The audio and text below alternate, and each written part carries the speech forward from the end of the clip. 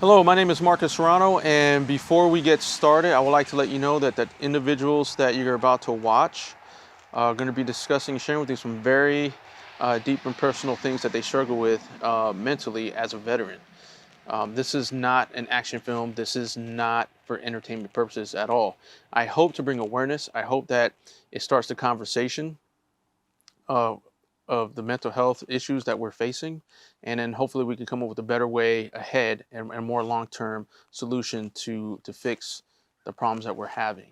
Okay, so with that being said, I want to say thank you for your support, and God bless you all.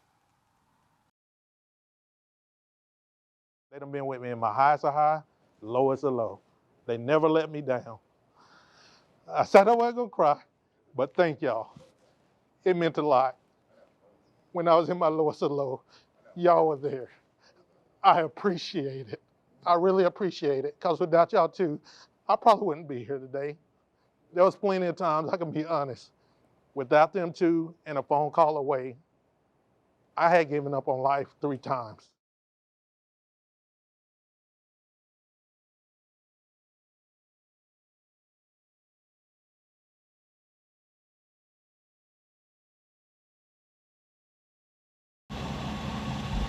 All right, man. We're just gonna go as normal. You're just gonna have a camera in your face. That works for me. Okay, so just let you know right off the bat.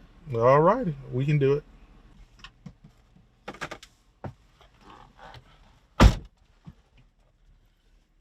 Day one of fishing 101. Like, when did you start fishing so much? Like, did you always? It was a childhood thing when my father, he taught me how to fish to keep me out of trouble, because where we were from, we grew up in poverty and we didn't have a lot, but I wasn't gonna sell drugs or anything else like that. So my dad got me into fishing and I've been hooked ever since. I've been fishing for 38 years and I've only been alive for 43. So 38 years is about how long. And he taught me well, so now that's my hobby. It keeps me stress free, and I feel at peace when I'm on the water. So that's just one of those things you can't replace per se, but it's probably one of the best things that happened since I've been an adult that done kept me out of trouble. Since I've been here, I fish more so here with the pandemic and everything else that's going on. I just fish that keeps me calm, keeps me focused, and helps me feel closer to God. That's the way I look at it. Cause when my dad passed, he passed on the lake.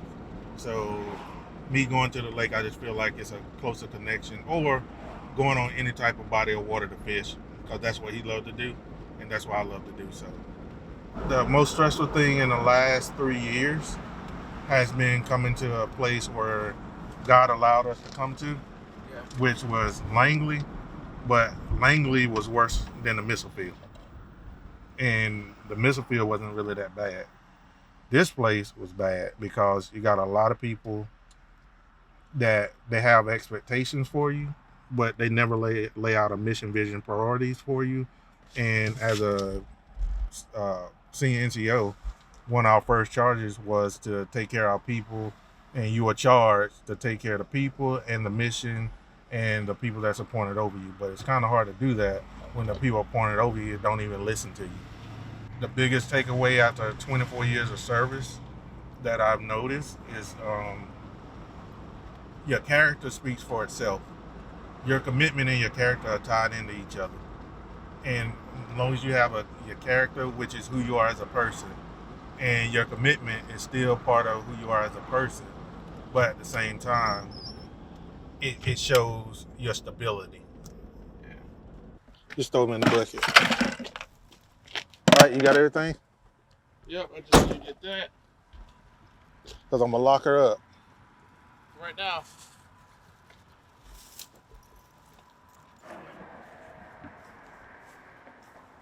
Okay, we'll talk about it here in a minute. All right, so we got the rods. We can start right here by the bridge. Set you up right here in the thing. We both done been in those leadership roles to where you hear it's okay to take a knee, but They expect you as a senior NCO to be like Optimus Prime. They want you to be the knowledge expert. They want you to be the go-to for everything. And even when they want to take a weekend off, they expect you to still to work. Leadership 101 tells us that it's okay if that's the way you want to be, but a true leader leads from the front, not from behind. This whole military thing, man, it has its own devices and own challenges all by itself. And it's very easy to lose yourself into what everybody else wants you to do. And for me, losing myself in what everybody else wants to do was not healthy. It took me to a place where I didn't think that a human mind could go.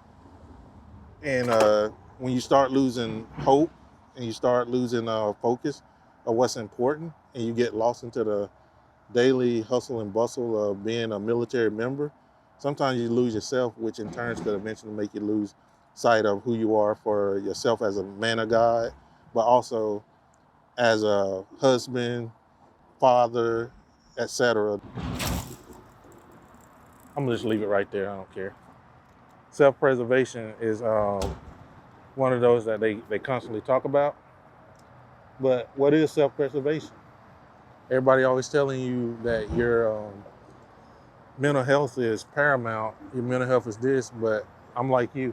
I don't think nobody really looks at the fact that once you get out, or you decide to get out, there's not a lot that you can do other than trust God that He has a purpose. And even with that, it's stressful because you don't know how you really don't know what the world's gonna think of you, and you really don't know what hand is gonna be dealt. So what is it that had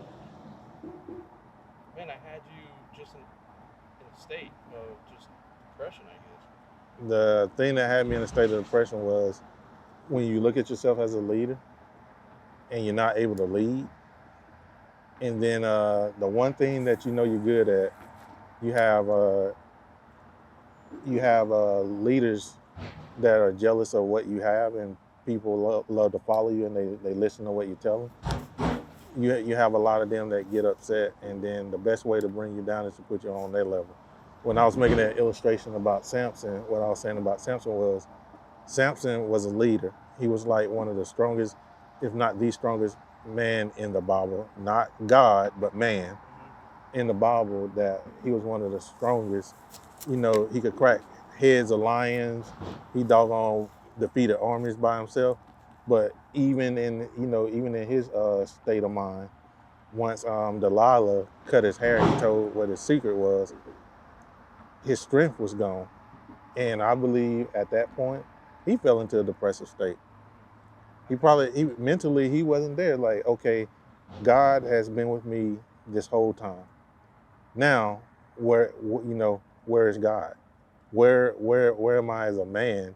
Because for a while, I can only imagine, and this is just my thoughts on it, I can imagine Samson being like, hey, I'm immortal. I have the strength that the Almighty God gave me, but even in that, he was foolish. And I can equate it to my career. When I was younger, I was foolish. And if we look at it, we were the strongest. We were the strongest then as young airmen. We were the strongest because we didn't have nobody. We had people molding us, but we still had our own minds, our own thoughts.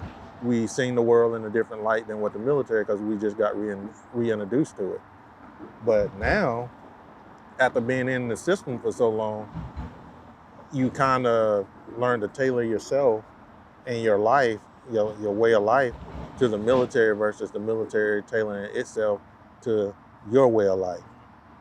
Back in 2013, I didn't know what my purpose was.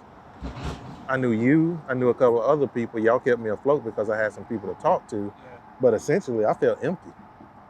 I felt the military didn't care anything about where I was. My marriage was good, but it wasn't the best it could have been. I was struggling to be a father. I was struggling how to be a leader, because everything that I was taught by my mentors, now people were telling me was wrong. And I'm like, how is it that you're telling me that a senior master sergeant, a chief master sergeant, and a couple of master sergeants that mentored me all the way through my career thus far, you're telling me that the way that they led was wrong? I'm at that point in my life where I'm just letting God open up doors that no man should close. And what I mean by that is I'm just letting God continue to show me who He is. And I got to trust and believe that the plan He has for Chris, I got to trust and believe that it's going to, come to maturation or fruition so He can continue to use me, because right now I don't have the answer. Do I want to move to Texas? Do I not want to move to Texas? Right now, that's what Chris wants to do. But as I said before, I want to be in God's perfect will. And being in His perfect will doesn't necessarily have to line up with Chris' desires, because Jeremiah 29:11 says, "For I know the plan I have for you, says the Lord." So if I'm wanting to be in His perfect will, it may not be what Chris wants. It may not be what Marcus wants.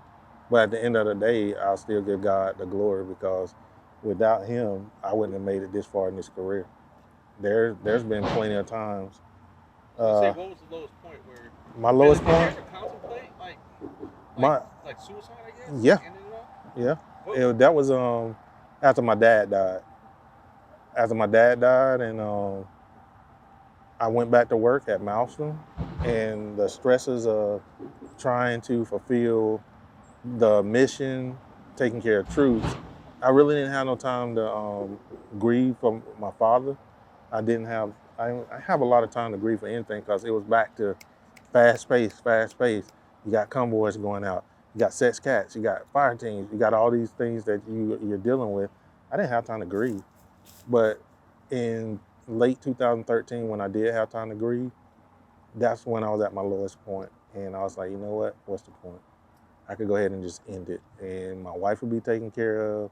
The boys will grow up, they'll have money in their pockets. And it wasn't necessarily about the money. It was just the fact that the pressure of trying to live up to the expectation that you put on yourself, not necessarily what man put on you, but what you put on yourself, because your biggest motivator is yourself anyway. But at the time, I was ready to just call it quits. I didn't know how it was gonna happen.